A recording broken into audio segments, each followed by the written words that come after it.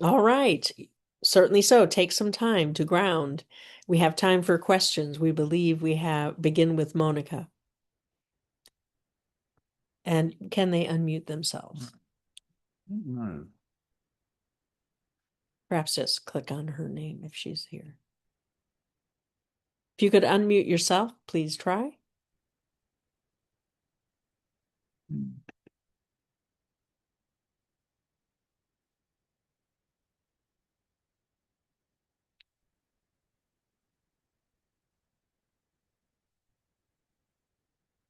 Ouch.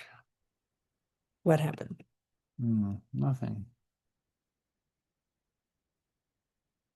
So perhaps we'll move to Helen. It is possible Monica is not here. Helen, are you able to unmute? I cannot. All right, Yeah. wonderful. Let's begin with you. Tell us, where do we begin?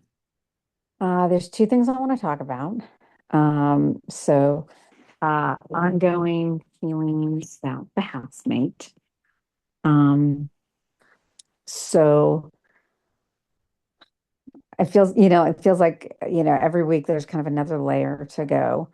Um, I've been doing the work that we talked about a couple weeks ago where initially I thought you had meant for me to go back to my child and adolescent and tell them that I needed them to do their work, but their part is done, and it was to create a more connected self. And then I realized my higher self was supposed to go back to talk to them, so I did that, and they definitely didn't want to stay on Earth. And it feels like my irritability it's not gone, but it's a lot better. So I don't know if there's anything more I have to do with that.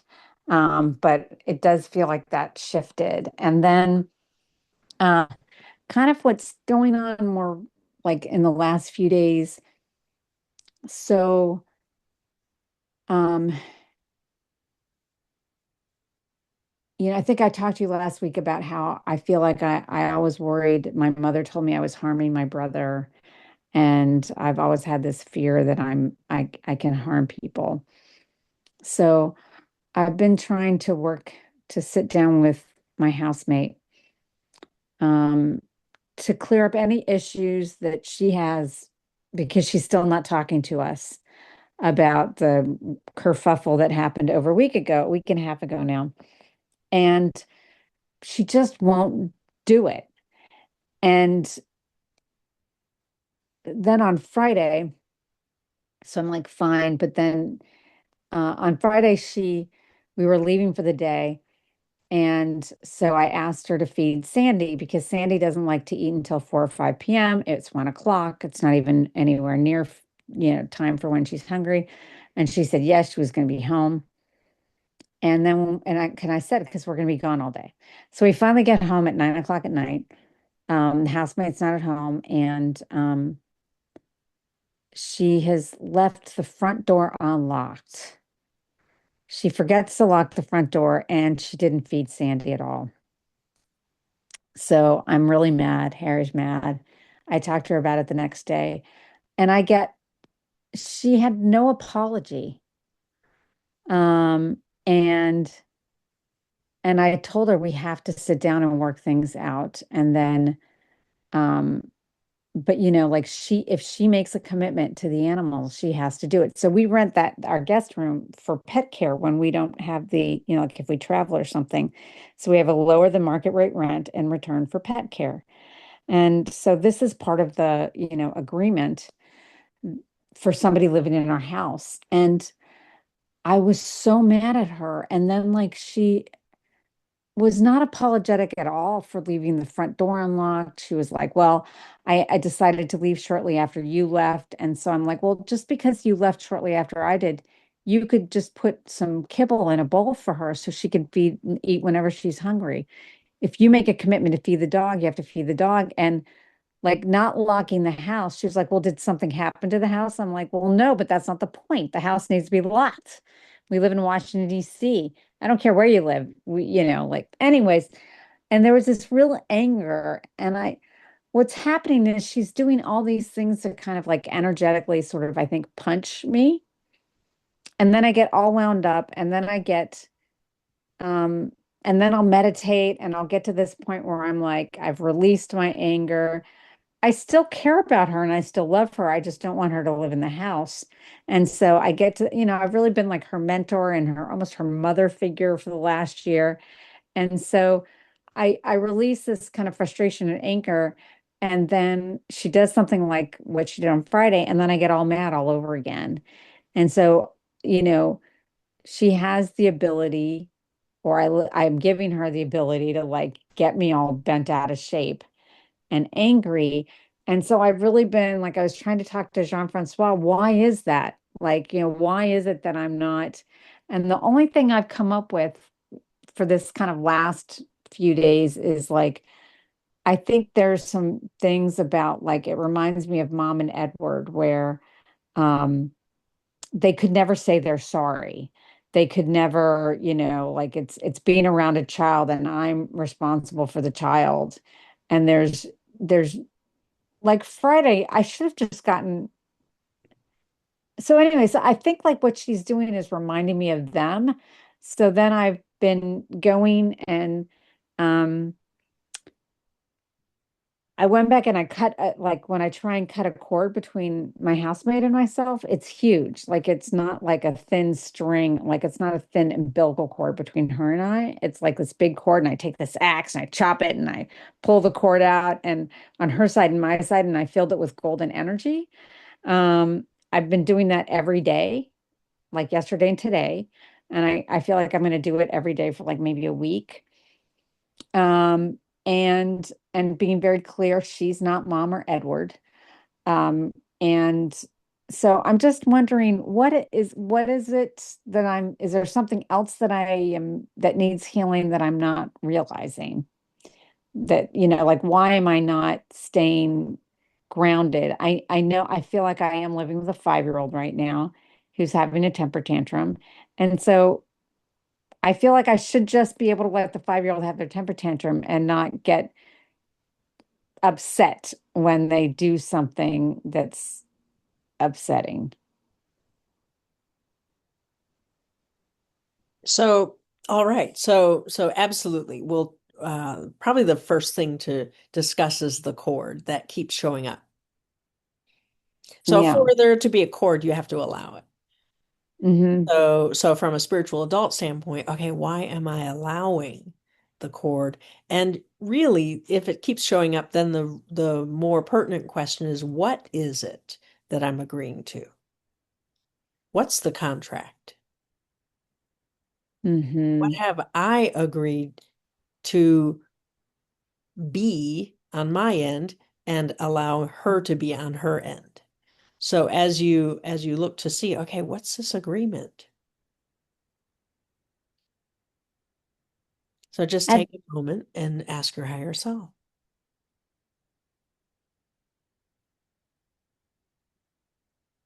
that I'll take care of her. I'll be responsible for her. I mean, the reason I haven't enjoyed her being in the house all year is she always has these upsets. She's always like on a super high or super low, and then I Okay, sit so down and I so coach her.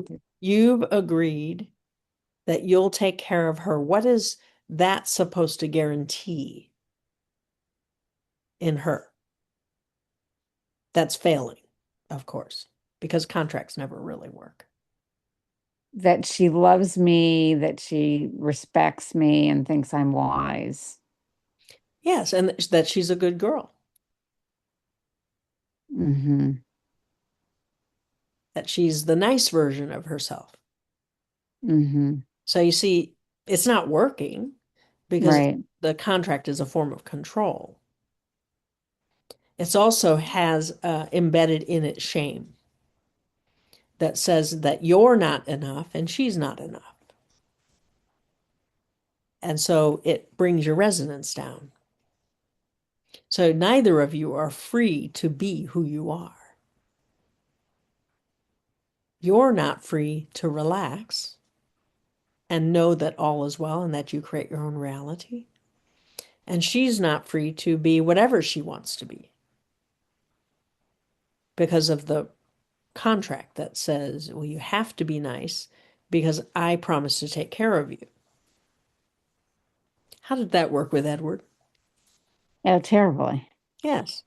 So Yeah. you're right on track as far as saying, okay, this projection has everything to do with me and my relationship with my brother. Hmm. So as you take a softer focus on it and say, okay, wait a minute, what would be more important for me? What's a higher truth? Because you're in that resonance, the love and the light of the goddess and of God, and your worth that is given, that you matter, that you know that your love matters. In that resonance, what's the most important thing to express? That I love her and I know she's going to be okay even when she leaves the house. Yes. And is there a plan of when? She's given, I mean, she gave, like, once this whole shitstorm started, she gave notice that she's leaving at the end of the month. And I'm like, if we were to sit down, I would offer her to leave sooner, but I can handle the end of the month. But, we'll prorate her rent and give it back to her if she wants to leave sooner. Harry thinks it's a terrible idea, but she's not talking to us and she's behaving like a 5-year-old. So I'd Yeah. love for her to So leave sooner, exactly. you And know, just basically say, leave now, here's some money, right? we're done. Yeah. Yes. And she's doing something because she's out all day most days and which is new for her. So I know she's working on something. Um so yes. No, and I see that future. Like I'm very excited. I can't wait till she leaves. I wish it would be faster. But Well, it can only be faster if you end your part of this contract, meaning yeah. the promise that I'll take care of you. Yeah. I So feel in like order I'm there, but for you, I'm obviously not. But I mean, I'm ready. Like now that you've made this clear to me, I'm ready. I'm ready to let it go. And or I am letting it go. Or maybe I can I'm just choosing in this moment to do it. yeah. So, and then go into a meditation while we're talking with the others, while you're still in the energy of this group supporting you to make this change. Go into the meditation and cut the original cord with Edward. Oh, okay. It was much more with Edward than it was with your mother. There might be one with your mother too, but the primary one, the strongest one, is I'll take care of you so that you'll be nice to me. And of course, it failed miserably.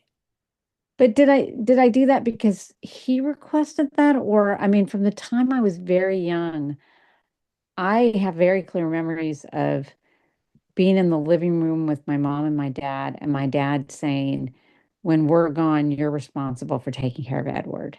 And I mean, like all the time. And but they made me do that all the time anyway, even though I was the younger sister, the younger Yes, child. you want your higher self to lift that shame. Hmm. It inappropriate, couldn't possibly be responsible for what they asked of you. Hmm. And so that's shame. But so did Edward request it of me, or I request of him, or was it our Well, parents that kind of you'll find out in the meditation, but most likely he conned you gotcha, gotcha. and then betrayed you. So as there's a lot of different energies there that have to be healed, not so much in the spiritual as a child who was then conned into thinking if you take care of him, if you balance him out, which was an insurmountable task because he saw what you were doing and was like, oh, well, I'll just be bad. And so you were out of control. You couldn't possibly succeed.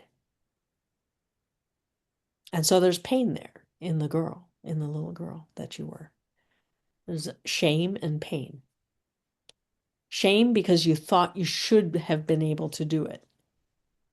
And pain because he actively rebelled.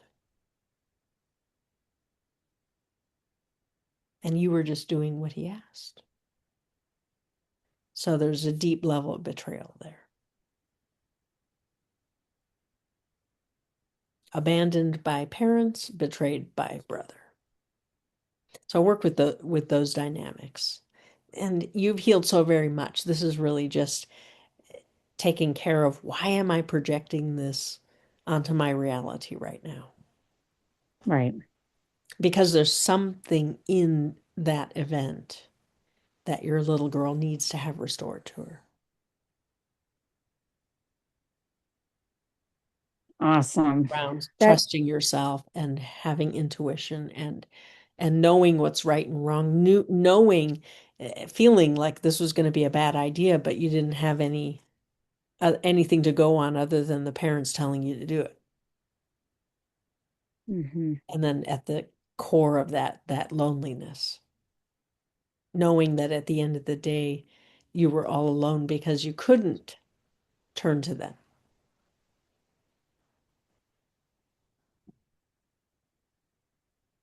Wow, that seems so clear. Thank you. All right. We love you so. Oh, can I ask another thing? Certainly. Okay. So the lottery is 905 million for tonight's drawing. Um, and I have my ticket, but it's interesting because Jean-Francois and I were talking about how, because we've been trying to do this for win for 2 years, but we've both been talking about how like much more money is pouring into our reality. I still want to win tonight, but we'll put that aside for the moment. And one of the things that's really bizarre is, and I think I figured it out, but I just kind of want your confirmation. So I go through these phases where I like love my car, and then I'm thinking, no, it's time for a new car. And then, but I love my car. So I've been the last month or two in this phase of I love my car. And like, why should I get a new car and throw this one out when it works just fine? I mean, I got it in November 2012, so it's 14 years old. But it works just fine. And so in one of those phases where I love my car, I thought, well, I'm going to keep this for a while longer. So I've dinged up the back fender and the panel over the um, driver's side wheel. And it would be like, I forget, a few $1,000s to fix it, which is not worth it because it's dinged, but it's fine. So this afternoon, I heard this loud crash, and I said to Harry, "Gosh, I wonder what that is." And it turned out to be an old lady who ran into my car and completely smashed up the back fender and the panel over the back driver's side wheel. And by the time I went out to go run my errands and to see what had happened, there was a cop car parked in front of my car. And I'm like, oh my God, like somebody slashed my tire. I couldn't quite figure out what had happened, but I'm like, somebody slashed my tire. It's not drivable. I knock on his window. He rolls down his window and he's like, "Oh, that's your car. I was just trying to figure who that is because, this old lady drove into it. And here, the police report case number is already done for you. Here's the card. You just have to call up your insurance company." And so I'm just kind of wondering, um, I see all this, and I could tell you like three other examples of money pouring in right now, more through Harry directly than me directly. Um, but is it fine to manifest this way, or am I doing it the hard way? Is it better to just, um, uh, win the lottery tonight? Or, I mean, there's a part of me like I wasn't even that mad. It was funny because it was so funny to go out there and to have like, I didn't even have to like hang out for a half an hour for the cop to do the report. Like everything was done. The tow truck had just already towed the woman's car away. It's completely undrivable. So I don't even think I have to take it to the repair shop. I think a tow truck's going to have to come. I'm not going to have to leave my house. They probably deliver a rental car to me. But it does seem like a weird way to manifest money. I don't know. What do you think?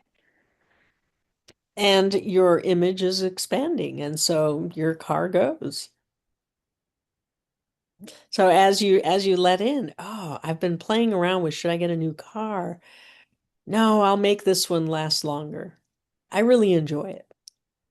And when you put it in terms of your image, if your car is your image, it's the way that you move throughout life, and you understand the way that you used to move through life doesn't work anymore. And you're ready for a new one. Mm. And so let the new car that you get be confirmation, be the final manifestation of, yeah, I am ready. And whatever I get next, it's going to embody who I'm becoming. And I'm going to love that car as much as I love this one. Because this one served you well. It's a great car. Yeah. All right. And so as you let it, I'm changing through gratitude.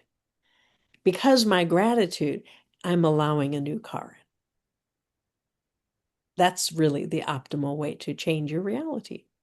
So the car wreck, the elegance of the police report and everything already being done is your permission ticket. Yes, it's okay to change your image now. Wow. I'm ready to win the lottery tonight. I will get a new car as well. All right. Thank you, Tara. Yes, we love you so. You're right on track. Beautiful. All right, and John, who is next? Monica. Monica?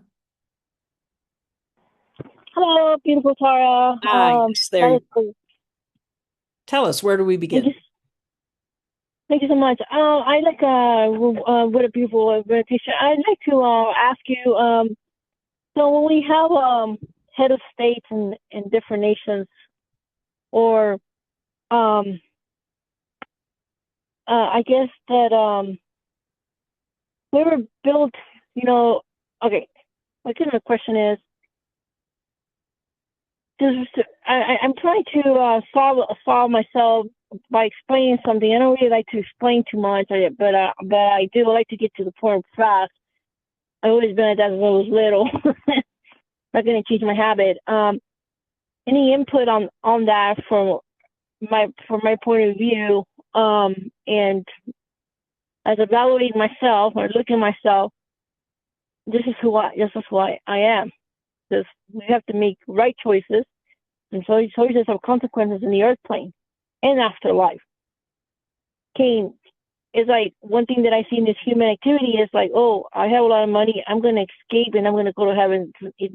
Their perception and their illusion doesn't work like that. It does not work like that.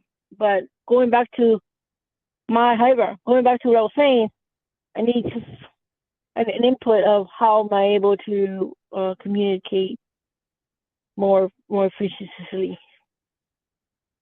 Okay, so as they are an illusion to you, they have their own realities, but you're not privy to what they're creating. You're only aware of what you're creating. So in your illusion, there are these players that are playing out a script for you so that you can think and feel certain ways. But most importantly, the real topic for you tonight is what's important about getting what you want, what you say you want, what you think you want, what you feel you want. What's important about creating reality in accordance with your will? That's magic. So as you let in, oh, I'm paying attention to what I don't want. I'm really good at that, as each of you are, because it was trained into you from your first breath, pretty much. But in the contrast is the opportunity to state what you want instead. And then to put your desire, your imagination, and your expectation to work.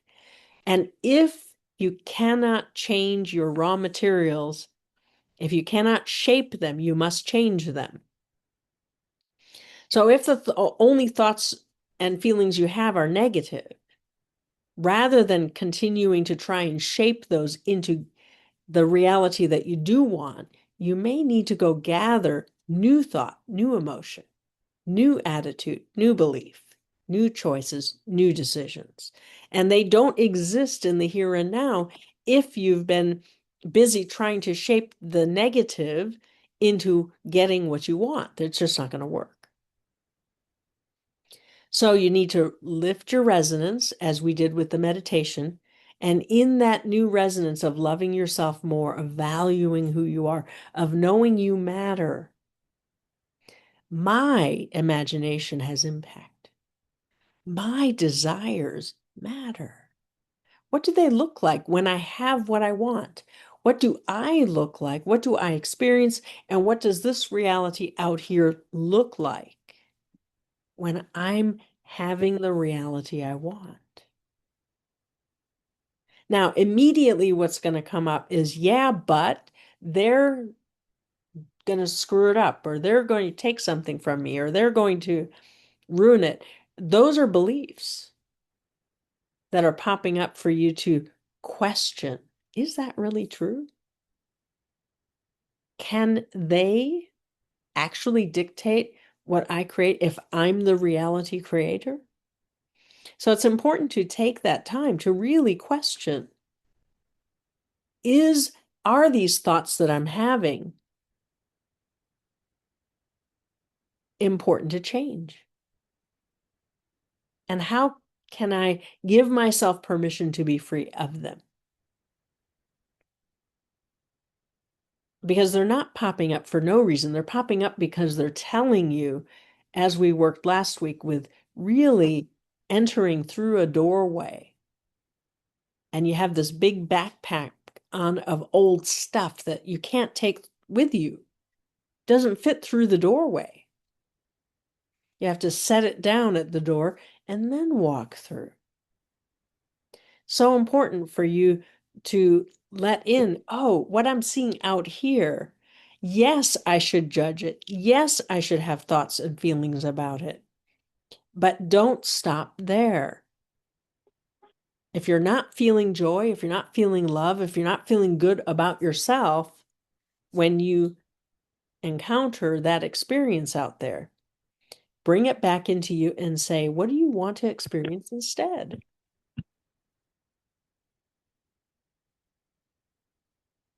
Because you stand in a resonance.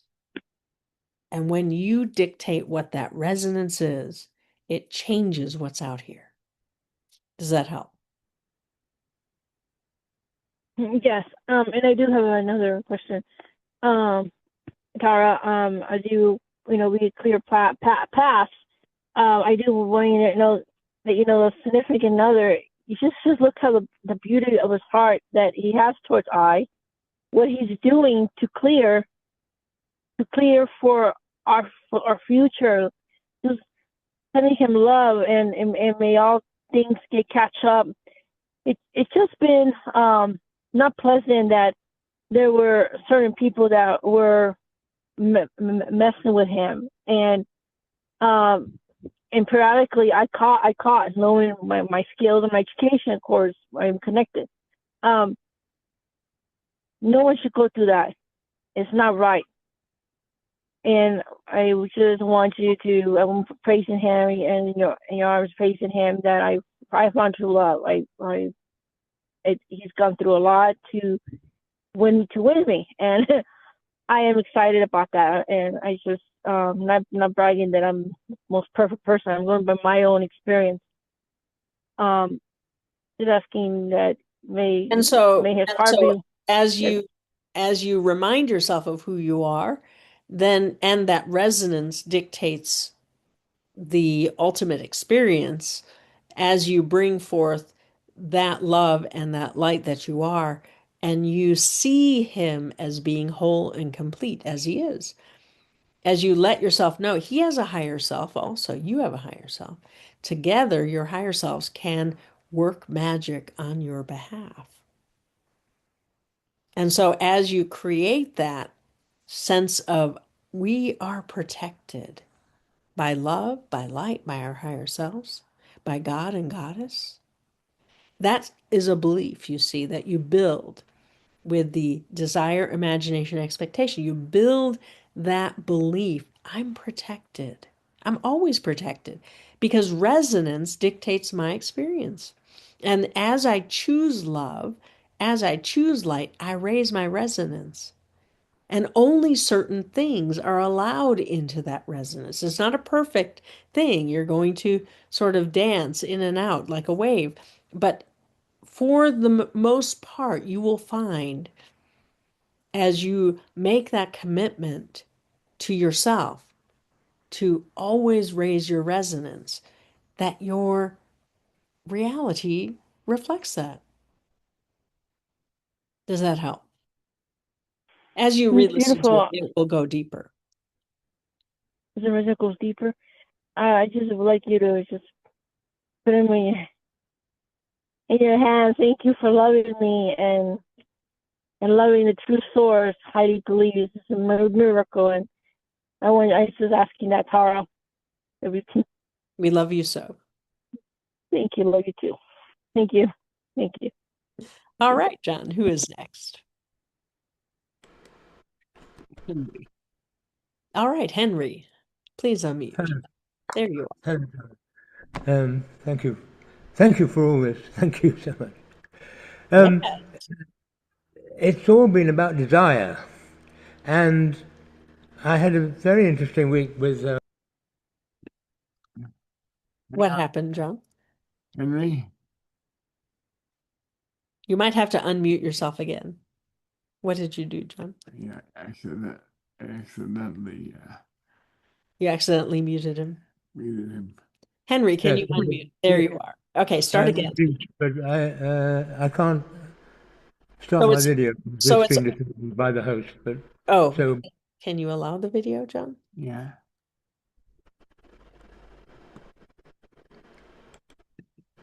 there we are. Oh, Beautiful.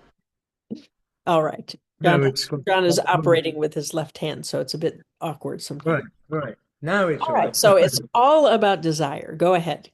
Hello again. So there was this very interesting event where the poet laureate of Culver City wanted to have a kind of hugathon where um, people would just apparently randomly in the square before the band was playing on Thursday night, people would come together and hug each other and then move away from each other and then come back and the whole thing would last for 8 minutes and be some music, and uh, I there were two rehearsals which lasted quite a long time for 2 days, and then we did the event, and so the whole thing was really interesting just in terms of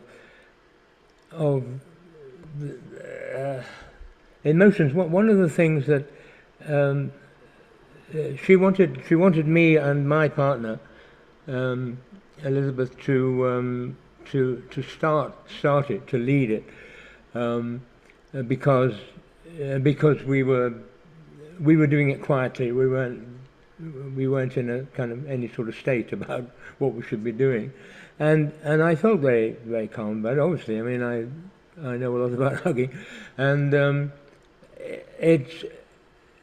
But one of the things I did notice was that there was a great kind of. I'm trying not to use the word emptiness, but when I was hugging, so we were hugging for quite a while each time. Um, there was a kind of there wasn't anything much kind of going on. I wasn't. It was an open space in a way, and I realised that often happens when I'm hugging with people, and I'm not sure what that is. I mean, it doesn't feel as a bad thing, it's like a different space. But then I just this meditation that we were doing today, um, just about feeling my emotion, and I wasn't quite sure what was going on in the meditation, all about feeling my emotions. But then uh, also in the so in the coaching on Thursday, just before I actually went and did the real hugathon, um, what came up was again desire, and the sentence, to desire anything you want, that I need to desire anything I want, and I'm just getting this sense that desire is so important, and at and I know I can desire, but what's been happening with me, I mentioned it last week, is that the kind of sexual desire, which feels like it's the sexual desire of the adolescent, has been overwhelming and intense, and so when I'm trying to desire other things, I'm not. It doesn't feel as if I'm not quite sure where that desire goes or where it comes, and um, and whether I'm kind of leading myself astray. I mean, I realise that all this stuff is coming up because I'm dealing with the desire, um, uh, and I was just thinking, when I'm doing the love poetry in the open mics, that's when when I'm expressing that, the poetry that's written by other people, um, I can really get into a sense of passionate desire that I can express and I can feel it. And I think I've mentioned that before. And one of the other things that happened as a result of the hugathon was, I connected with a woman there, not the woman that I was hugging, although we got on very well, but there was a woman actually called Tara who um, uh, and I just really wanted to spend some time with her. And so after the hugathon, we were going to stay for the band, and she said, "Do you want to go and eat?" And I found myself, and then the day after, um, or a couple of days after, I arranged for us to go to the play in the park that was happening in Culver City, and then we had lunch afterwards. But I got back into that old thing of me not knowing what I wanted and thinking, what do you want to eat? What do you want to do now before we go and dance? And do you want to go and dance? And things like that. And just losing that sense of what I want again in the middle of all this. And so I'm just wondering where do I go now? All right. Yeah. So really, the truth of the matter is the problem is the responsibility that comes.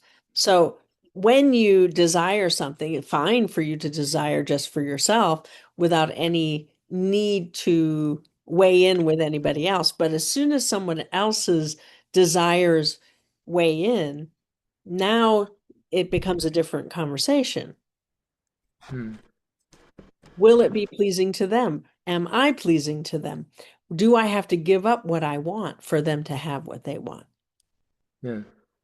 So, without any clear sense of whether the two of you agree yet, there is this tension, this stress that occurs that is about you being responsible to that desire. Can I truly have what I want with harm to none? Is it okay for me to desire this? Or am I going to have to give it away right away? Right. Or am I going to have to compromise on it? And so there's these, so far we would say, there isn't a lot of playfulness or joy in that part of the relationship of of negotiating. So what do you want? Well, this is what I want. Do you think we can create both of us having what we want? There isn't a lot of playfulness in it because of the past, because of the child or the adolescent. So as you have been healing the child and the adolescent, you're being presented with new opportunities to be different in that conversation, to really know that by it really does take a little bit of trust with higher self around this. You're Yeah. building the trust that if I go to the trouble of desiring something and imagining it and expecting it, that I'll actually get it. Rather than desiring, imagining, and then failing to get it, or being disappointed, or having to compromise. Yeah. So when you start to think about, wait, what does it mean to really, truly create reality? To create myself being in alignment with the future of having what I want. When I'm in alignment, then I create that reality. And I create it so that the others in the reality also feel joy and love when I have what I want. Because I have somehow taken them into consideration. I have somehow checked in with them. And we have all agreed that this outcome is for our highest good. Me having what I want is for everybody's highest good. It's a win-win-win. So as you begin to elevate into what does it mean to create a loving reality? Well, it's the loving reality is one where I do create what I want. And I create the consequence of everybody agreeing, yeah, Henry, that was really great that you created that, that you got what you wanted. Does that make sense? Does that open up anything for you? Well, yes, it sounds beautiful, and at the same time, um, I mean, it seems so much like we were talking last week, of course, in many ways. But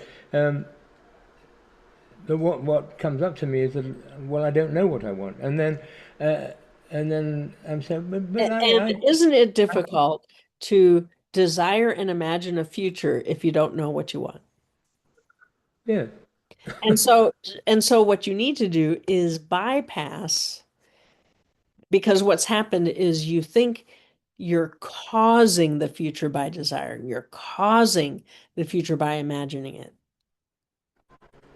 What you want to do is sit back and relax and know that the optimal future right, is dreaming you,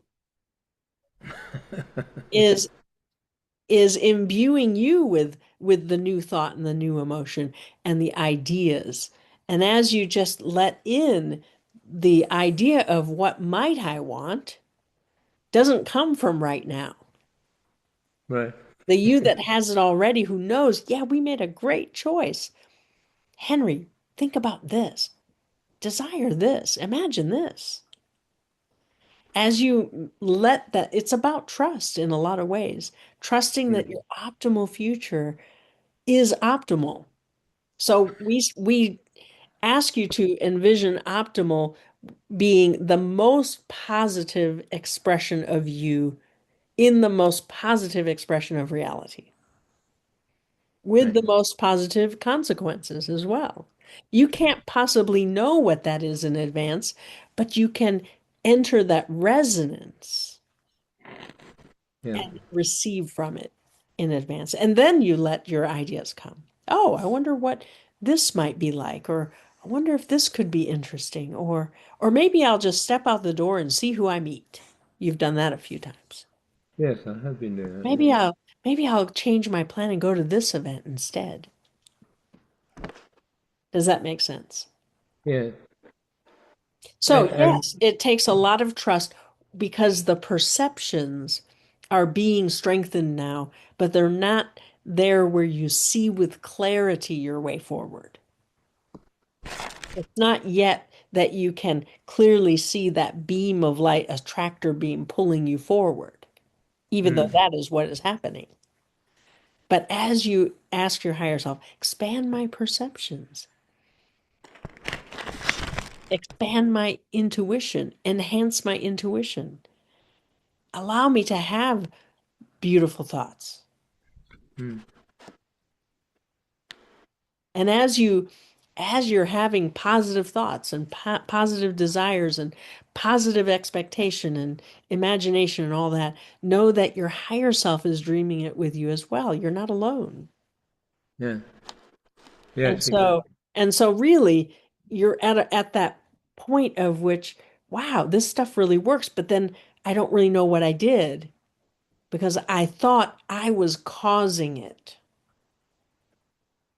instead of receiving it Yeah. from the future. So just play with that this week and let us know how it goes. Right. The thing with that is that and I think, well, when I've been feeling the intensity of the sexual desire, um, Oh, yes, let's talk about that.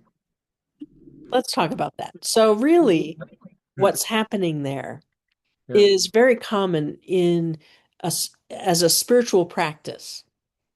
There's tantra, there's working with kundalini, there's breath work, there's all ways of activating your kundalini, we'll call it because that's a familiar term to many of you, where you're basically activating your root chakra and then each subsequent chakra gets activated so that you become fully connected. Now, if you get caught in the lower chakra area, which is what you're describing, I have all this passion. It's all sexual. It's all so beautiful. And I wish I could just go and make it happen. But we want you to have that experience, but we also want you to experiment with what if I let that energy continue up into my heart? And what is added by adding love, unconditional love? Well, I still want a relationship, but now I'm open to it being, it doesn't have to be one form. It doesn't have to be purely physical, sexual. It can be sexual and it can have love and it can have the power of love leading it. And then as you let it rise up even further, up into and out of your crown, now you're adding the upper chakras. And now that love adds in connection to your divinity. And what does a sexual relationship that's full of love and light and connection bring you? Wow. Now that is worth pursuing. You still get the sexual energy. You still get to play that out in a relationship, except now you're telling your reality, I want it all. I could just have the sexual, and that would be fun for a little while. And maybe I'll go do that just to let myself have it. But remember, there's other chakras that also want to be imbued with that lower chakra energy that balances them out. So if you only operate in the upper chakras, you're going to be missing out on the depth and the passion and the power that comes from the lower chakras. So it may feel new to you to be bringing your energy down into those chakras because, well, as a metaphysician, as a magician, it's more acceptable to operate in the upper chakras. It's safer. And it is safer. We're not denying that. It's safer because then in those upper chakras, well, you're really in the divinity, you're in the love and the light. And well, frankly, you create better realities often in that form. But there comes a time when you have to also be sure to activate those lower chakra centers, or you're going to be out of balance because you are here to have a physical experience. yeah. So let's take what you take from our conversation. Not all of it is for you, some of it is for others in the group. But as you take from it, what's meaningful to you? Am I stopping myself acting on my passion? Should I explore this? Or have I done plenty of that in my past? And what I really need to do is move that energy up and then go explore relationship. Because we do understand that you would also love to have a loving relationship. Yes, although I hadn't actually in many ways been thinking so much about relationship, just so much as that the intensity of the desire, um, just putting that into whatever, into having the money I want, having um, Yes. all the other things I want, and thinking, well, why can't I just get together with you, my high self, and just get lost in that desire for all these things, and I just kind of I just kind of lose it. I mean, I kind of numb out. It's just uh, I, I So, don't know so what. if you numb out, then you've blown a circuit, so to speak. Then you need Right. to bring yourself back in and ground the energy and go take action on whatever ideas came up in that space. So use it to fuel your imagination, use it to fuel your ideas and your passions, but then go take action in the physical plane. Because that's you're building yourself up and up and up. And then if you then switch off, you're basically denying yourself the manifestation. Yes, it's always about just not taking action, isn't Yeah. it? And Yeah. So the way to heal that is then to let those energies go all the way up and out your crown. And then with clarity, say, okay, higher self, I'm fully connected. I'm fully activated. My chakras are all balanced. What's the first thing I need to do? And just begin simply with a very simple, basic, what should we do now? And see how far that gets you. And yes, we know that you always want to be completely aware of context. And there's a strength to that, especially if you're running a performance and you need to be aware of all the players. You need to be aware of where you fit in and make sure that your timing is right and all of that. But as far as this exercise goes, you want to just be present to the energies you just activated. And then you want your higher self to guide you to one thing to do next. And that may be go walk out the door and be in the world. It may be go for a swim. It may be go eat something and sense all of the glory of eating, which doesn't exist in the energy plane. So as you allow yourself to really appreciate being physical.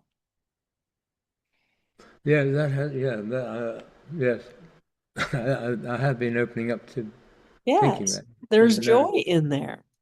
yes, and the hugging actually was very Yes. interesting way of opening that up. So you're making new connections. You're understanding more about who you're being and how you're being and that there isn't anything to do other than to respond in the moment. Because you see, it's not your desire causing the event that follows. It's your desire awakening to an event that has already chosen you. What a lovely thought. Yes. All right. You have plenty to work with, and we love you. Thank you so much. Thank you. Yes, we love you so. All right, John, who is next? Jessica. All right, May Jessica. I go after the next person? Certainly. All right, we Thank believe it you. is Patricia. No, no, it's Anita. Oh, Anita, yes.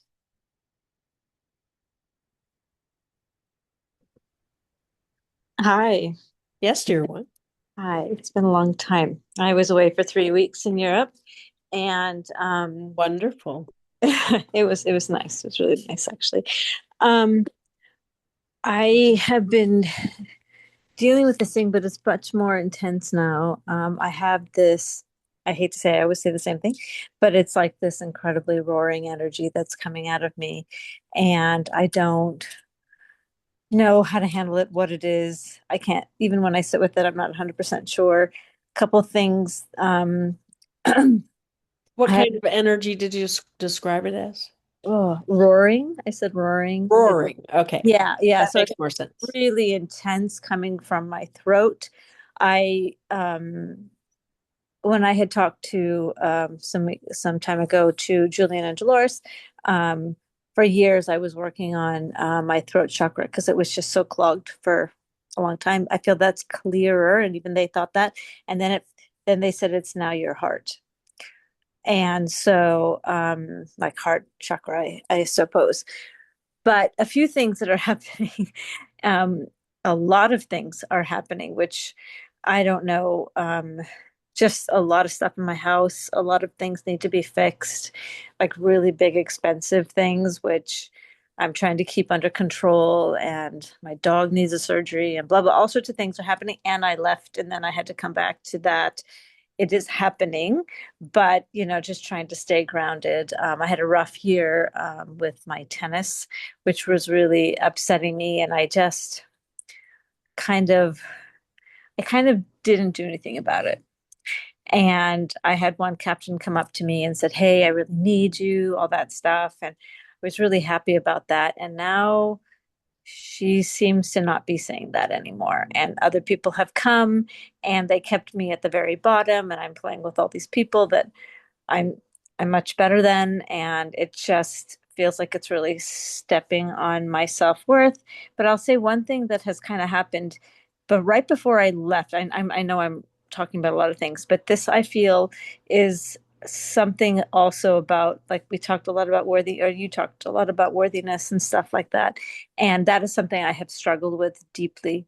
And I was just kindly putting a clinic together with a couple new people on our team. And this one girl has been an absolute witch to me. She's thinks she's better than me, and they have actually put her higher than me and all these other things, but she kind of looks down on me all the time. Anyway, so that was bothering me. And then I kind of, when I was away, I kind of got to the set the the place is like, I'm not going to let you define who I am. I'm not going to let you, in my mind, and I know that it was only in my own mind, because what she is doing is very quiet and nobody can see that she's doing it. So if I mentioned it, they'd all be like, no, she's really nice. But she did it a lot for me, like personally, like on court where nobody could see it. And so I kind of came back going, I'm not going to let her tell me and think. But what I kind of feel, I'm sorry, I'm mentioning a lot of things are happening, but part of it is worthiness. Is I felt that that was a slight shift, not slight, it was actually big for me, because I have had a huge problem with worthiness. And I also kind of feel that it has not cleared at all, like this worthiness thing. And that's why I'm still considered to be this lower player when I'm not. And so all of that kind of really has been like grinding on me all day, but even before. And so anyway, I'm in this place. If you can talk to me, or if you can address um, All right. that. So what's important first is to congratulate yourself on coming back and recognizing I can respond differently. Mhm. I don't have to go off center when somebody says something to me. Mhm. And the spiritual adult is that strong, is capable, is able to filter out the noise, so to speak, to Mhm. understand that her response to me is not about me. No. And yet, if I play into it, then I get caught in the script. then Yeah. I become a victim. Mm-hmm. Yes. So certainly your child or your adolescent may have some familiarity with those kind of circumstances Mm-hmm. of being pulled off center by someone else outside of them. And that you know how to heal. You know how to take care of your child, your inner child, and your inner adolescent. And you can free them from those situations. Now, for you to stay in the spiritual adult, this is where you're at now. Oh, yeah, I don't need her to define who I am. I define who I am. Yeah. And I'm not alone. See, this is the key to recognize I have my higher self. I have my soul and my spirit. I have God and Goddess. And when I walk on that court or when I walk into a room and these other players are around, I'm leading with that strength. Mm-hmm. And I'm listening not for, do they like me? Do they approve of me? Do they think I'm good enough? That is really working with your adolescent will heal a lot of that. Mm-hmm. When you walk in a room, knowing your energy precedes you, the more important question is, where can I make a difference today? You've had moments like this where you would notice someone being uncomfortable or in pain, and you would help them. Mm-hmm. You would help them recognize that it was safe for them to be there. Mm-hmm. I've So, done others for sure. Yeah. yes, and we're not saying that's all you are, but that's one of the ways that you use your strengths. Mm-hmm. So, as you then spend more time imagining you having what you want, this is the theme for the evening, isn't it? Imagining you playing the games, playing the people that you feel are your equal, playing the games, winning the games, all of that. Not just that, because underneath that is the pain of not having it yet. But in order for the pain to heal, that's a separation from the success you want and the longing for it. Mm-hmm. So when you think you're on track and when you think the pieces are all lining up, much like we talked with Henry, you think, oh, I'm doing it right. I'm desiring it right. I'm imagining it right. I'm expecting it right. That's why I'm going to get it. The cause and effect. But as you relax into, no, my optimal future has it already. She's living that. I need to be open and listening to new thoughts, new feelings, which is exactly what happened when you came back from your trip. You had a new thought. I don't need to be defined by her or by them or by the game or by this situation or by the problems that my house is presenting. Mm-hmm. I don't need to be defined by anything outside of me. They are not the more real. They are the illusion. They are for you. They are measures of what is up for you right now. They're not about the future. Did you say they're measures? Did you say? Well, by your acknowledging this is happening, you're measuring yourself. Where am I at right now? Mm-hmm. Where's my resonance? What thoughts am I having? What emotions am I having? What attitudes? Is it familiar? Is it not familiar? Those are measurements, Mm-hmm. conscious mind activity. Mm-hmm. And as you then bundle all that up and say, okay, who am I really? And you invite your divinity to participate in, do I want to stay this way? Do I want to play out these scripts? Is it my child? Is it my adolescent? Who needs love right now? Who needs to be shored up and strengthened? Am I reacting the way I always do? Or am I pausing and choosing how I want to respond? Mm-hmm. And so that is who you are. You are not the child. You are not the adolescent.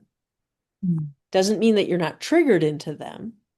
But when you get triggered in, then the work to be done is to reconnect with higher self and ask for the healing, more love, more healing.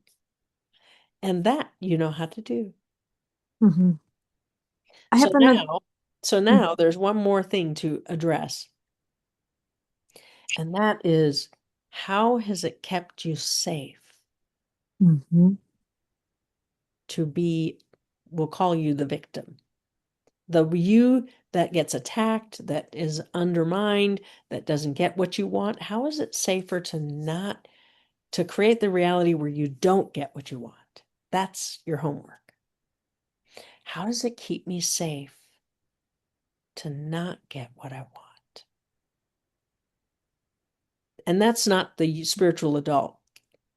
That's the child or the adolescent. So when you look in your past, what aspect of you had to diminish yourself to be safe? You didn't have a choice. It was survival. And we would work with the child on that. It wasn't safe to have what you wanted. Not in a world of competition. It was painful. So some of you set down your desire and your willingness to have what you want because there was competition or because it was dangerous when you had what you wanted. Somebody could take it from you, for instance,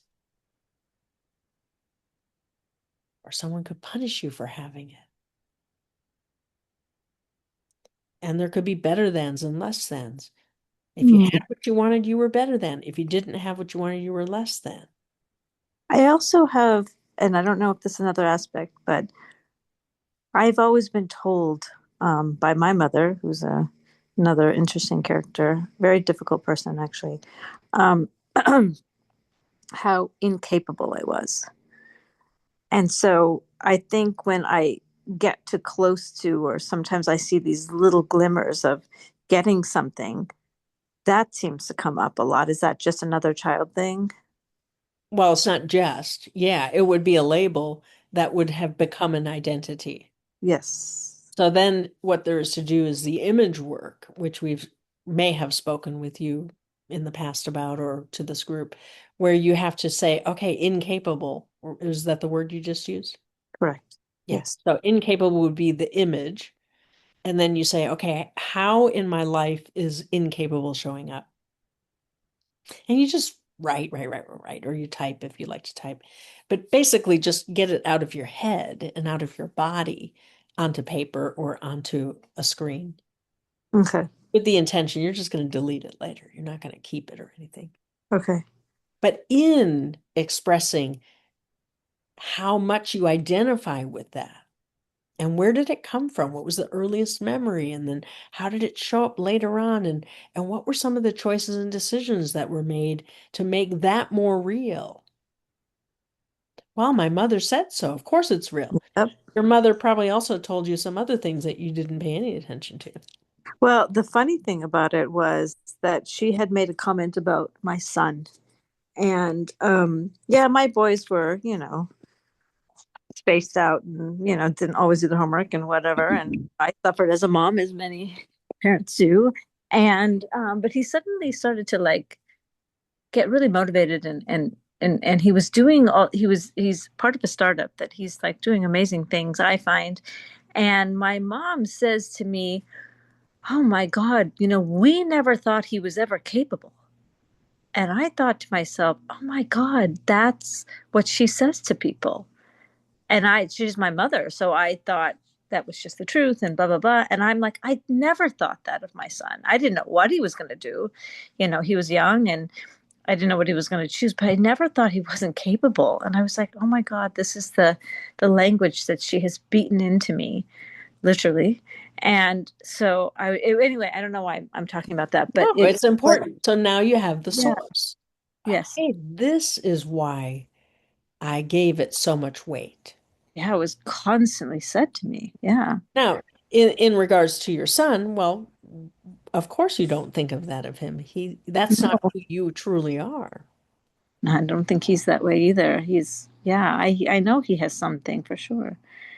So as you let in, oh, even though I was subjected to that definition, and I did embody it in that it caused me pain, and it has caused me to react to the world a certain way. Mm-hmm. It's not who I am, Mm-hmm. but it has had impact. And now I have the source of it. And I have the mechanism even that she used, the constant drilling and beating into me. Yeah. But do I want to keep that alive or do I want to change that? And that's where the image work comes in, where you just write it out and you get sick of telling the same story. Well, but this is what happened to me, but this is how it is, and this is what's real for me, and this is the script that I play out every single day in this relationship, in that relationship, in this situation, in that situation, and you just write and write and write until you're sick of it. And what we mean by that is you get bored with yourself. Mm-hmm. Oh my God, here goes Anita again. Another story. Here we go. Yeah. The Okay. same story. Yeah. Yeah, but in different scenarios, right? I Right. guess. But it's still your own internal dialogue telling you the same script over and over again. So these are the words you have to say. This is when you have to keep quiet. This is how you should protect yourself because after all, the story is more real than you. Mm-hmm. So as you dissociate from the story by getting bored with it, by getting frustrated, first you go through the emotion of it really was that way. It really was painful. And we agree it was. It separated you from yourself. So what you're doing is you're recalling yourself back Mm-hmm.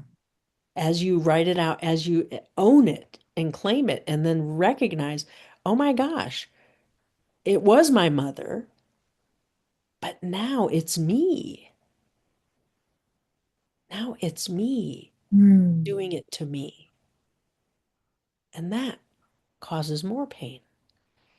I don't have to do that anymore. Now there's a shift into getting a sense of freedom. Wait a minute, if I'm perpetuating it now, okay, I can forgive the for the child. I can free the child. I can forgive my mom for the damage that she did, and I'll set a boundary. I have set a boundary. She doesn't get to do that to my sons. Mm-hmm. But now I also have to set a boundary with me. I don't get to do that to me. I Interesting. choose not to do that to me. And Okay. in that, something shifts because now you understand, wait a minute, I have a choice. I don't have to let this define me. See, that was the thought your higher self gave you. I don't have to let this define me anymore. Mm-hmm.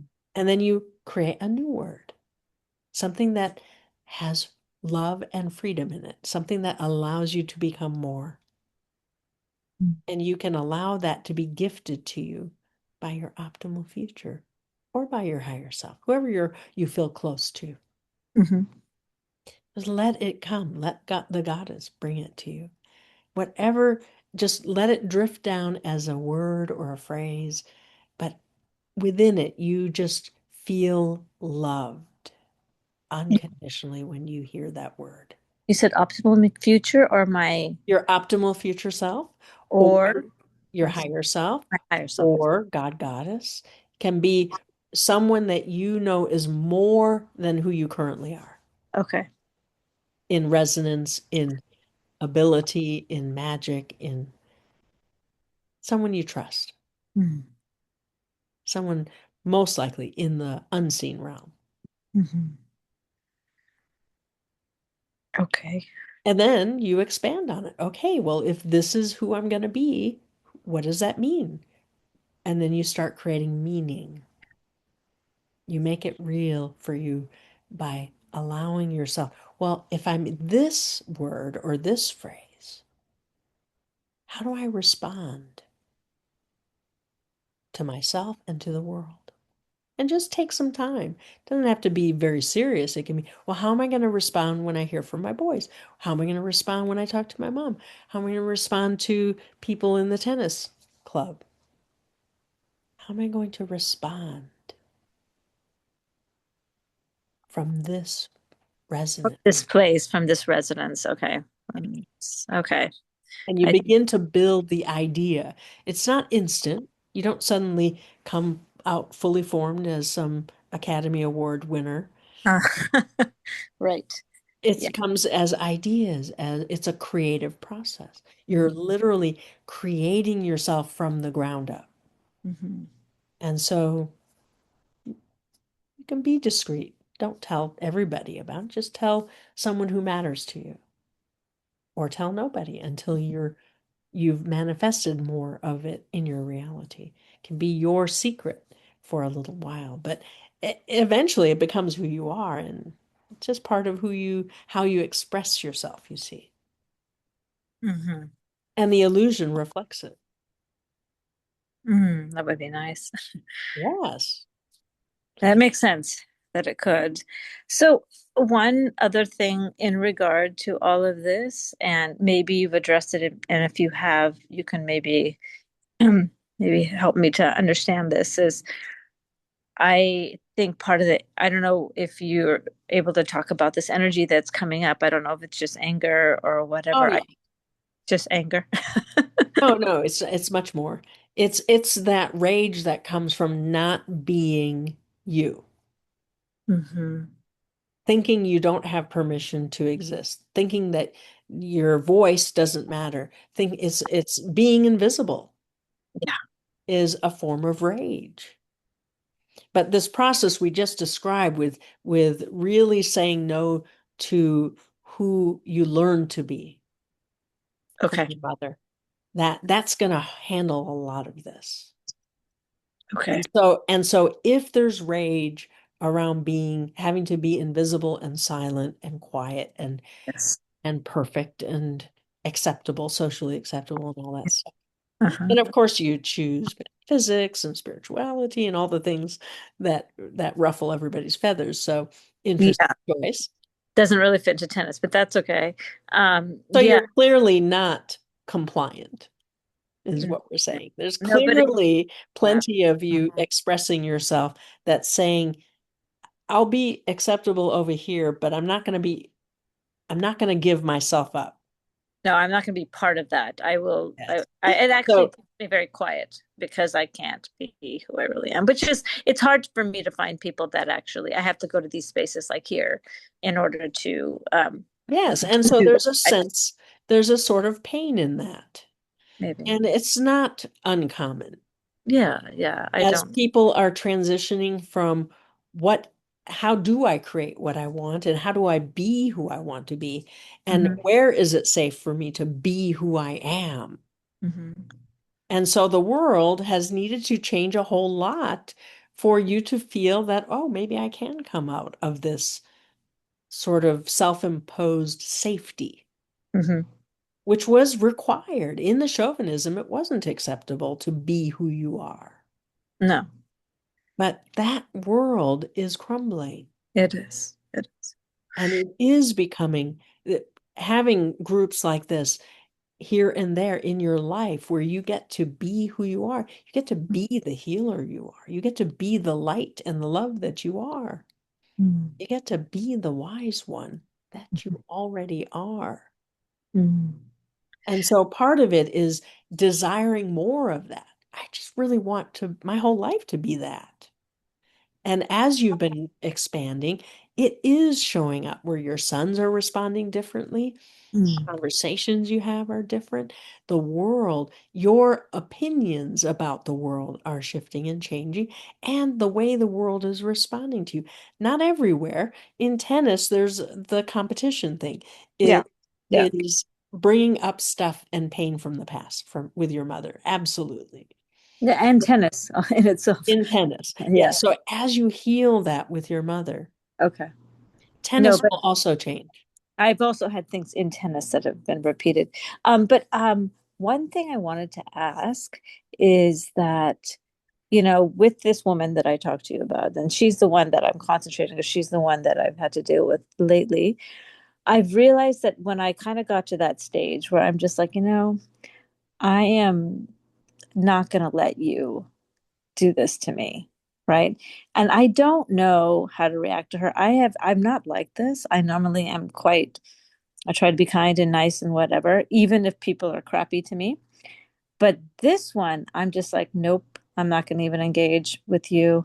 And I don't even, like, if she's there, I kind of barely say hello. And I say extra hello to everybody else, which is, I don't think it's the best way to deal with it, but I'm just so like, I just don't want to, I almost want to let her know that I am not going to engage with her behavior, and I don't, basically what I'm asking for is, what do I do with that? Because that's how I feel about it. And I normally don't play those games. Okay, so one thing that's clear is just even talking with us tonight, Yes. you're anticipating a certain kind of event to happen.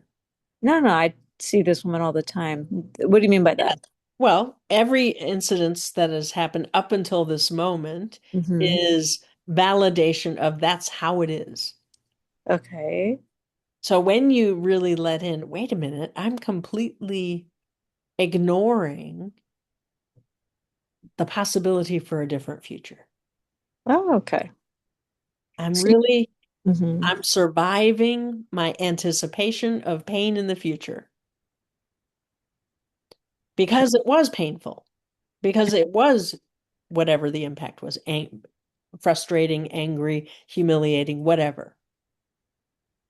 And there was a cost, Mm-hmm. a perceived cost, Mm-hmm. lost opportunity, being Mm-hmm. punished to play with the lower teams, whatever it is. Yeah. So the challenge is always, how do I detach from that past where there's so much pain and suffering and open to what I desire and imagine, expect could be more optimal in the future. See, the first instinct is going to be, well, if I imagine something different, then I can't play tennis.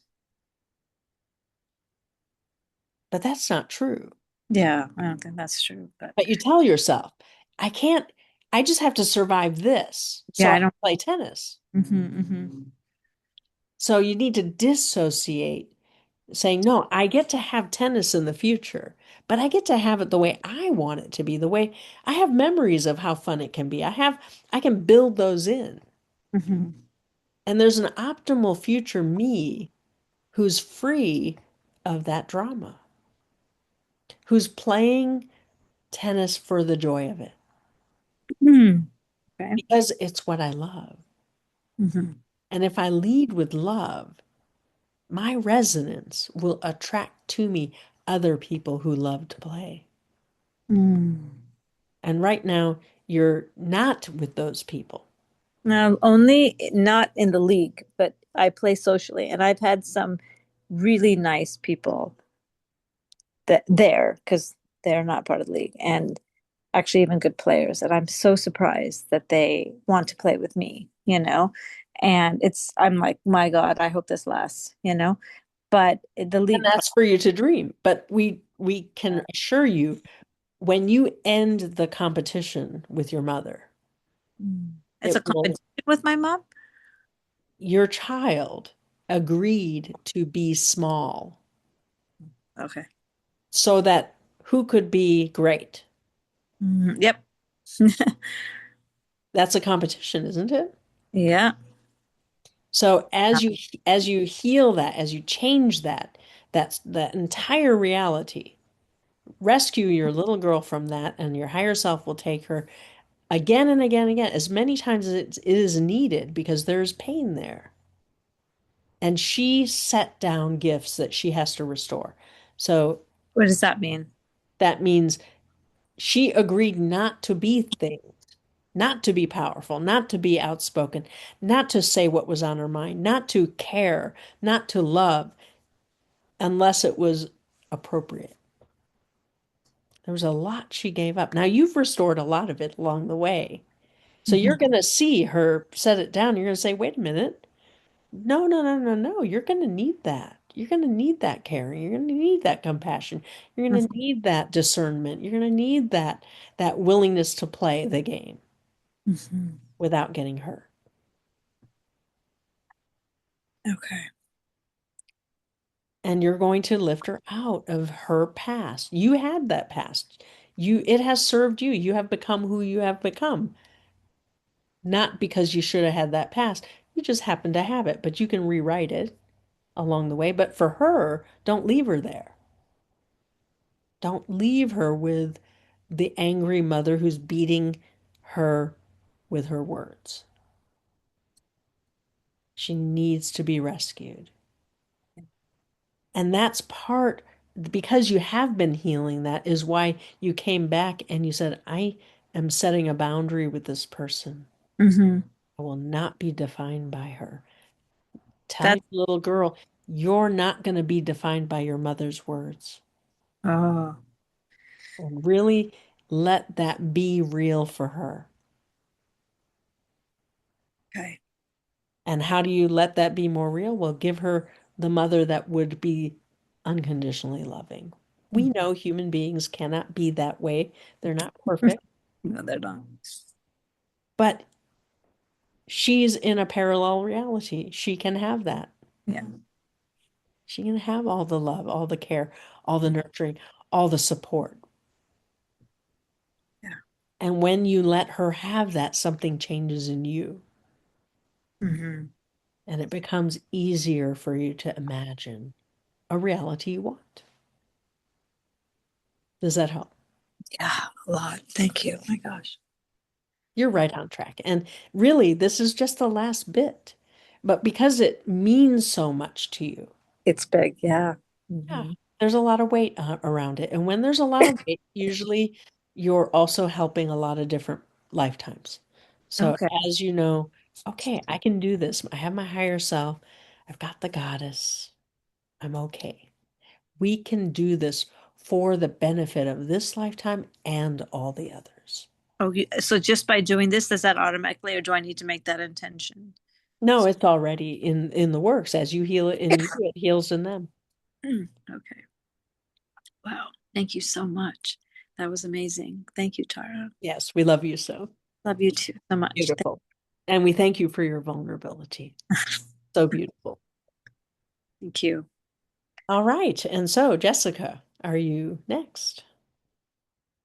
Yes, I feel like everything you just talked to Henry and then Anita about, and where I am right now is kind of 2.0 with all that.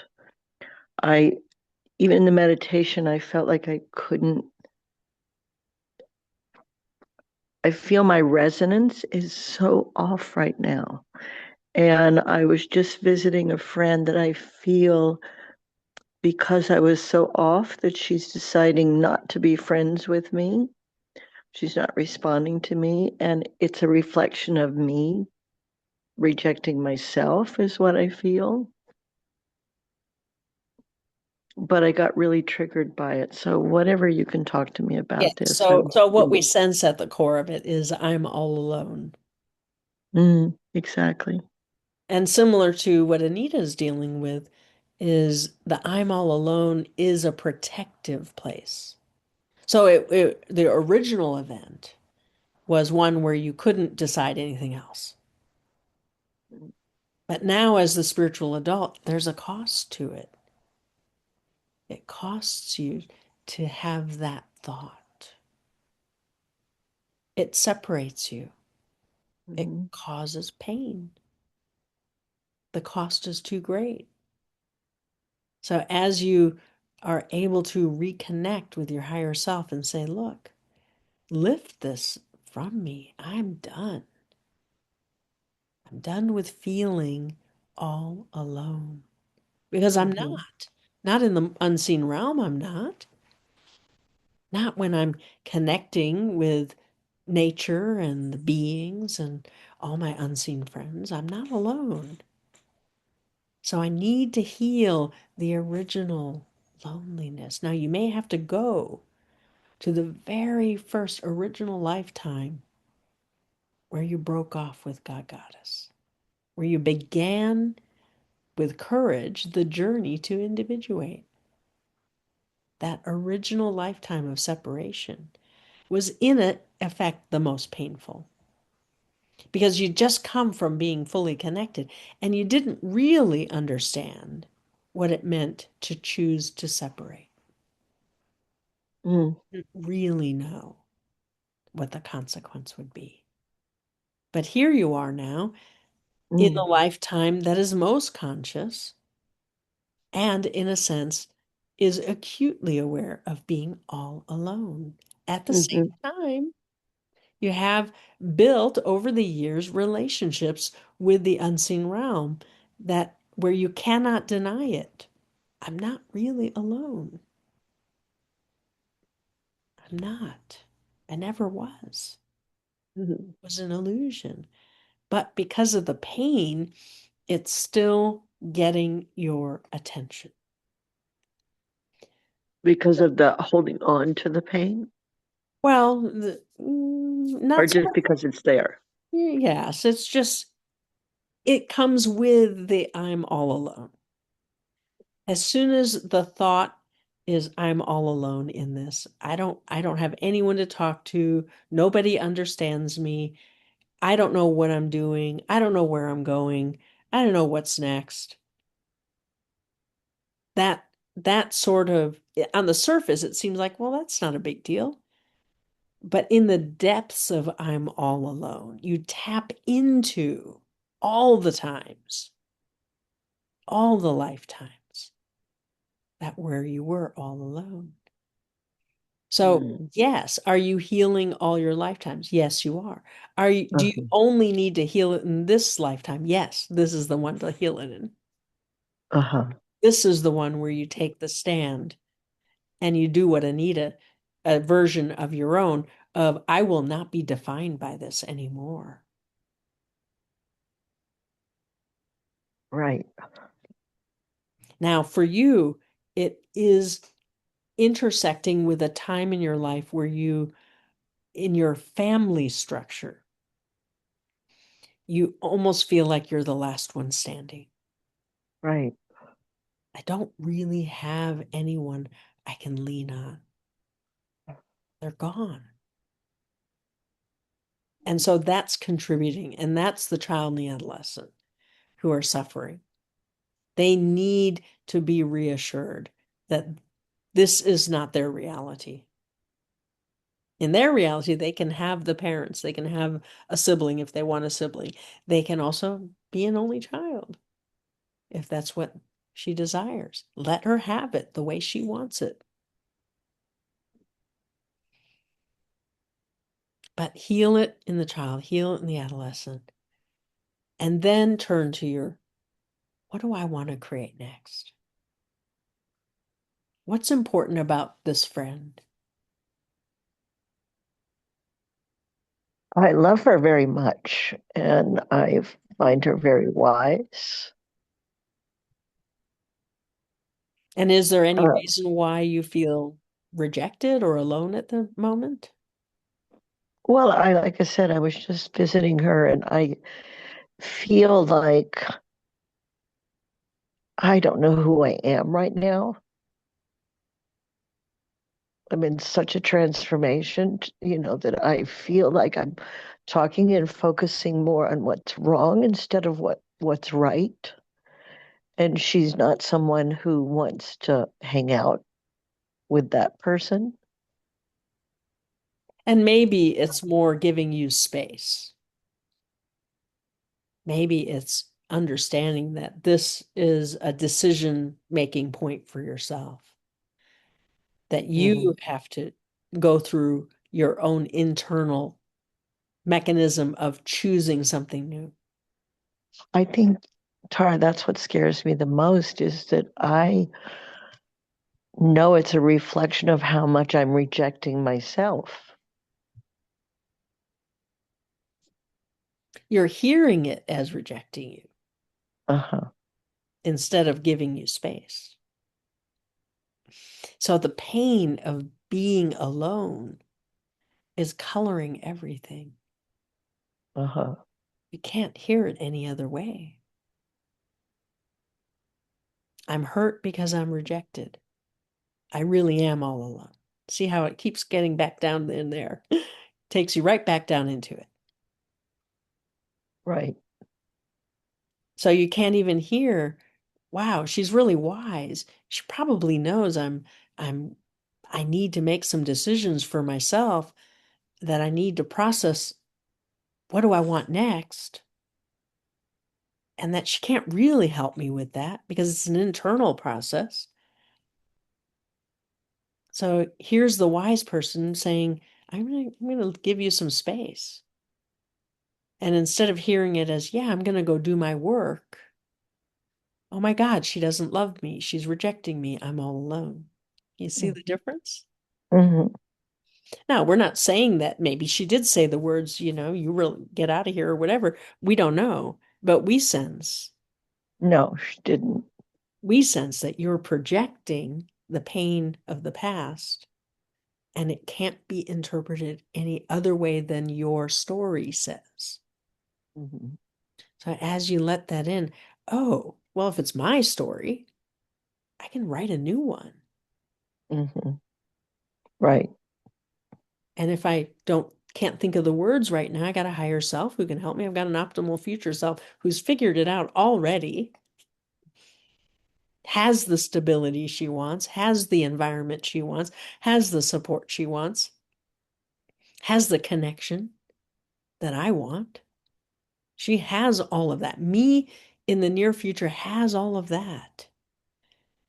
And I can go to sleep tonight and say, drop that dream in, heal Mm-hmm. loneliness.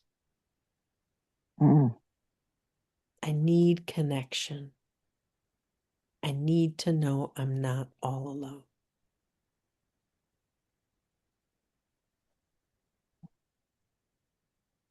Mm-hmm. So important and difficult. We understand you're making a map. You're making a map. Not many people have been able to come out of the I'm all alone. It takes courage to redefine yourself, to decide I matter. I do matter. And when I matter, my reality changes. And so this in-between phase of, I don't really know what I want next. I don't know that I want to define who I am yet. I am in flux. I am in chaos. There's still plenty of the past that I want to fall away before I define who I am next. But we would recommend you gather light from the future so Mm-hmm. that that chaos can fall away more quickly, more elegantly. Mm-hmm. And so you can then more consciously say, oh, this is part of the old that's falling away. I wonder what new is going to emerge. What's in the light chaos? Because we completely agree with you. It's not time for you to say, this is how it's going to be next. Mm-hmm. Because there's mystery and magic in this in between. As you work with the liminal, as you go into the paradox of, I exist in some form over here, and I don't even know what it is, except it's beautiful and it's light and it's loving. And I have all this chaos from the past that I'm letting go of, letting go of, letting go of, and I'm in between. Right. Okay. And yet I need to choose which one am I going to give more attention to? Mm-hmm. Which one is more about who I truly am? The possibility of me, the love and the light that I am. Does that help?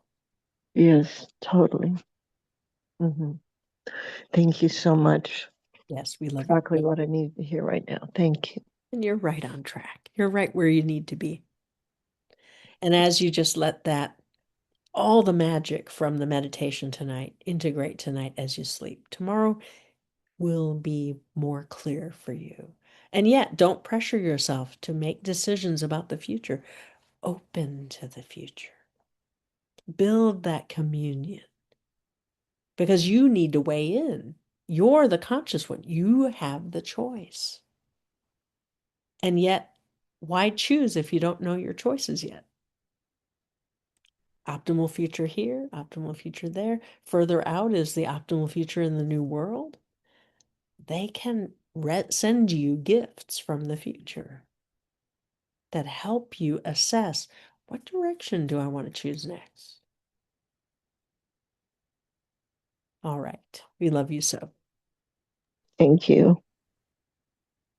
All right. And we believe Patricia is next. Yes. Hi, Tara. Yes, dear Every, one. Oh, you just muted.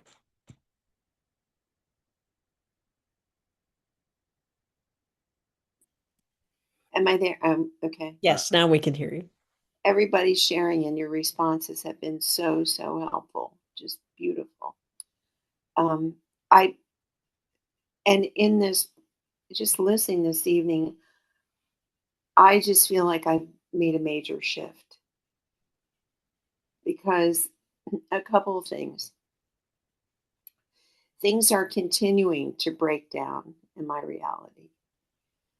Um, I had I flew down to my brother's memorial in Houston last weekend, and the weekend before that, I flew to North Carolina. So I've been in planes for 2 sets of 4 days, and I can't. My hearing is like my eustachian tubes are so closed that I'm really having difficulty hearing people, and they're not clearing, regardless of what I'm doing. They're not clearing, and this cough that I started with in June and had a viral thing with it is back in force. My car, which I talked to you about last time, I thought it was fixed, and this week I decided I'm going to buy another car. And this morning I went out to go somewhere, run an errand in the car, and it died totally in the parking lot of thankfully in a parking lot. And so I called to have it towed to my mechanic, and I said, "Now how am I going to get to see cars when I don't even have a vehicle to get?" Well, whatever. One thing, anyway. After a period of time, I tried to turn it on again, and it did. And I took it to the mechanic, and guess what? My mechanic wasn't there. I don't know where he is. I don't know if he's closed for the week. What else? So, and I'm not looking at new cars. I'm looking at previously owned cars, and they're tens of thousands of dollars, 20, 30, 40, $50,000. And anyway, and another piece that I wanted to mention. When I went down to Houston, I stayed with one of my nephews and his wife, and they were the chief caretakers really for my brother as he was declining, even before that when he was first diagnosed. So they have been his main support for 3.5 years. And then I would call regularly, and I went down to visit several times. But they were the ones who were really making the critical decisions in his regard. And where am I going with this? And my sister came down over the weekend, and my other brother came down as well. And then there were a whole bunch of other people at the memorial dinner. And then my other nephew, who's my brother's other son, showed up.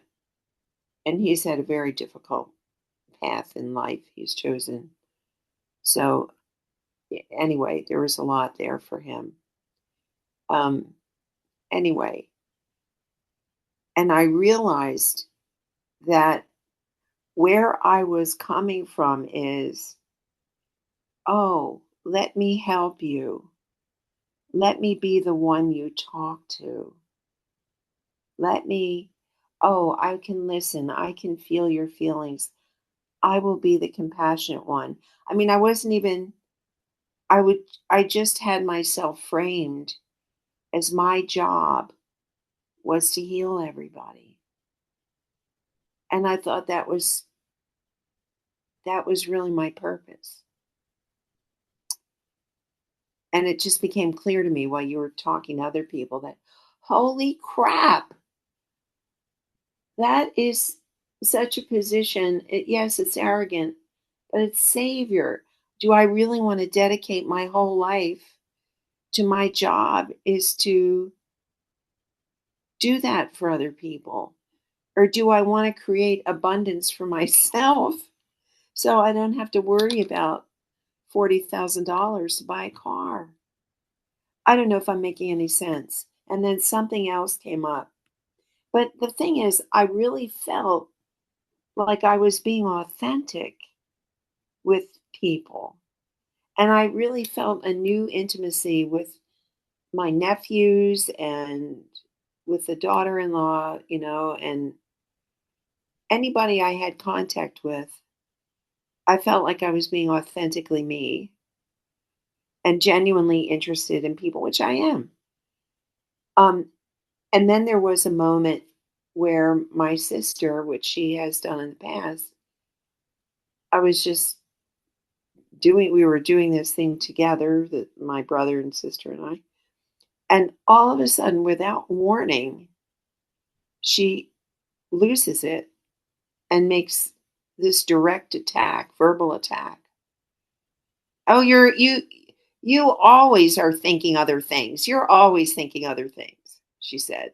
And it felt like a dart had been shot at me. I was just so surprised. Where was this coming from? It came out of like nowhere. And then I asked for understanding and compassion for her. And I think I came to understand that.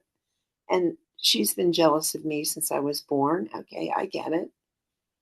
And if I were in her shoes, if I needed to survive in the way she decided to survive, I wouldn't like me very much either, especially if I was doing something that was competent.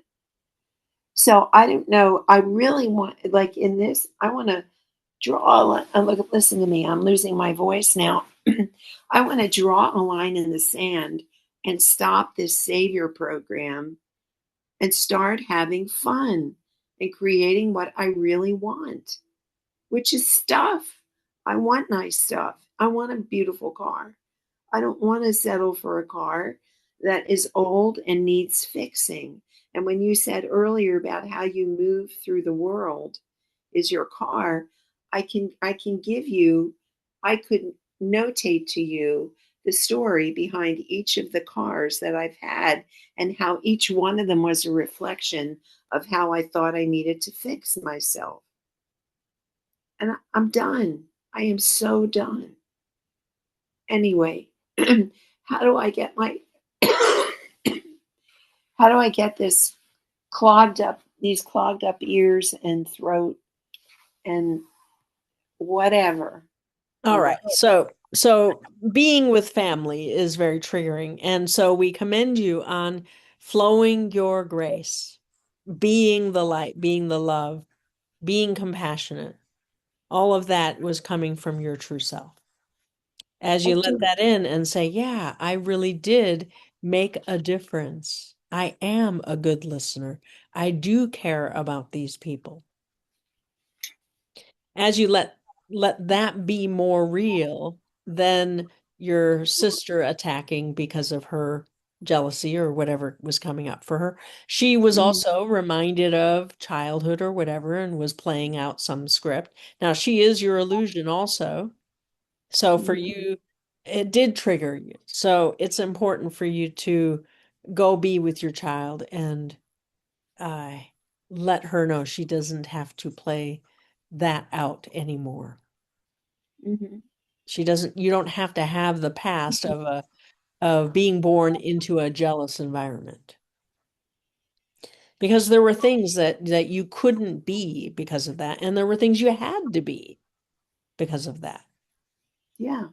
And so that is one area for you that will, and there is the grief. There is the loss of your brother is important to let yourself grieve. Now, you don't have to grieve forever. You can ask your higher self, help me grieve in my sleep.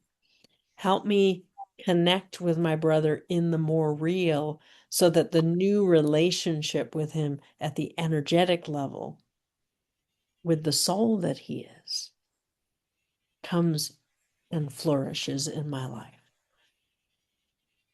So that there's a place for him as an energy being rather than as the sadness and the grief of losing him. Yeah, because he was the one person in my family that accepted me and supported me. He was the one.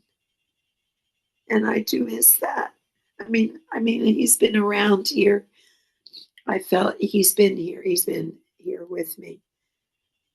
And the last week, his presence was very much here. And and he's so happy and he's having a hell of a good time. And I know that I told him before he died, I said, you know, um, on the other side, I said, you're going to be partying your butt off. And he laughed, typical. And he said, I sure hope so. And he is. He is. Beautiful. Yes, he is.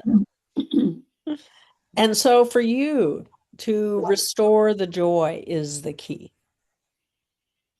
What brings me joy? To just spend an hour or two thinking about what brings me joy. What's important about what do I want the new car to represent? The me that I am becoming. What Right. do I get to express and feel and do and as I move through the world? And what does that vehicle look like? Maybe you already have one picked out. But if you don't, to just begin to dream it and know the means come with it. Ask for the miracles. Ask for the magic.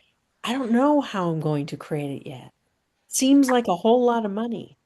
Higher self, help me create the resources. So this is, for many of you, it's important for you to begin to co-create with the unseen realm on these things that are important to you that seem out of reach. I don't know how I get it, but I have a future where I have it. And it bothers me that I don't know how. But when I really let in that my job is to desire, imagine, expect it, and the how is left to the unseen realm. And it's really up to me to just keep affirming, this is what I want more of. This is who I want to be. This is what I want to express. And to really be open to that. It's a different way of creating reality. I did receive I did receive an unexpected resource that I can use toward this purchase. Beautiful. That did come. So the magic's already beginning. And Yeah. then just say, I'm grateful for that and I want more. And what Because about as you think about your eustachian tubes. Yeah. So there's a couple of different things, but that's throat chakra, isn't it? It's your hearing and your nose and all that and your cheeks, but it's also the throat chakra. Yeah. So as you let in, okay, What don't I want to hear with clarity? But unfortunately, that question doesn't take you into a higher resonance. That question tends to shut you down. So don't ask that question. Okay. Just receive, know that I want to hear more about the beauty, about the goodness and the truth of reality. So choose what you want to listen for, and that will help clear that out. Part of it is tied to the grief. Your whole heart chakra. When you think of your brother as he has become, your heart opens wide. Yeah. But when you dwell on missing him and that what you have lost, that shuts you. And so maybe it's important for you to do a private ritual of closing yourself to honor the past. And maybe you pick some symbol, maybe you create a symbol of how he really understood you, that you could be you. Create some sort of symbol, an artistic symbol that you can then have in your space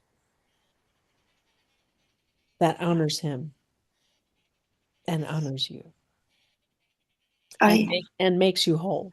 Because as you let in, oh, the thought that separates me is nobody gets me. Right. And then you have the healing thought, except my brother. And then you have a disconnecting thought, but now he's gone. So instead of playing in those in and out, in and out, in and out, create something sacred.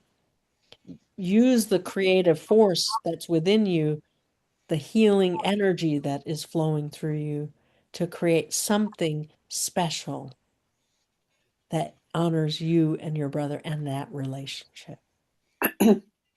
And that will heal so very much. And it will align you with the unseen realm and open you to that creativity that creates itself. Okay. I had when I was in Houston, my nephew and I went through some of my brother's things, and we found a painted rock. It was a rock that I had painted. I think I was in college or just shortly after. And it has this funky little bear on it holding holding sunflowers. And it's very neatly and meticulously done.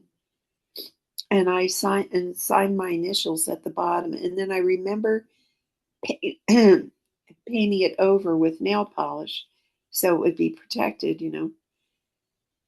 And I had forgotten that I gave it to him, and he kept it.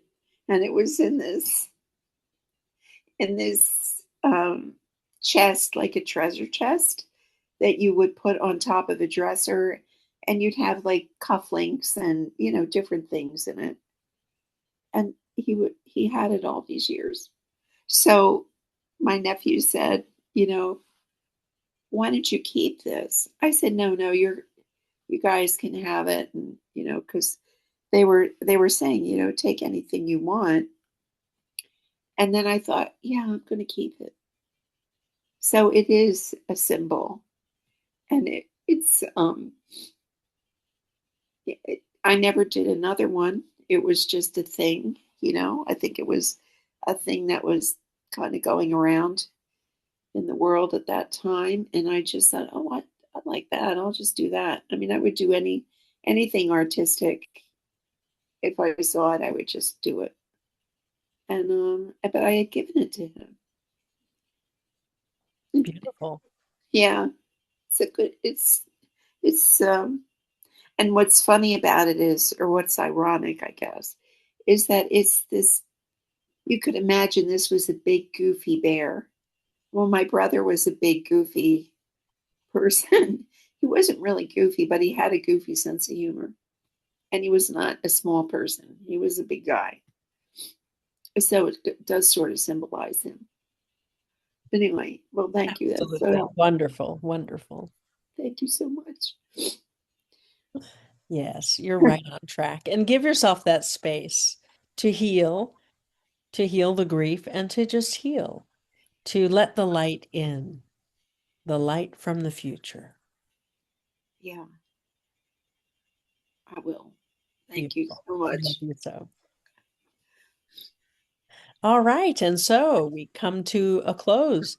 Each of you sharing so beautifully and powerfully where you are right now and what you are dealing with, so that the group can understand better what they're dealing with, and to create openings, to open that door to the future and let that light in is so necessary and so easy once you remember it. And so know that you are held in love. And as you go into your night, give your higher self permission to continue to integrate whatever you gathered from God and from Goddess during the meditation. All right. And so we go for now. We go with love and peace to each of you. As we bring Katharina back, we go with love and peace. Until next time. Thank you, Tara. Thank you, Tara.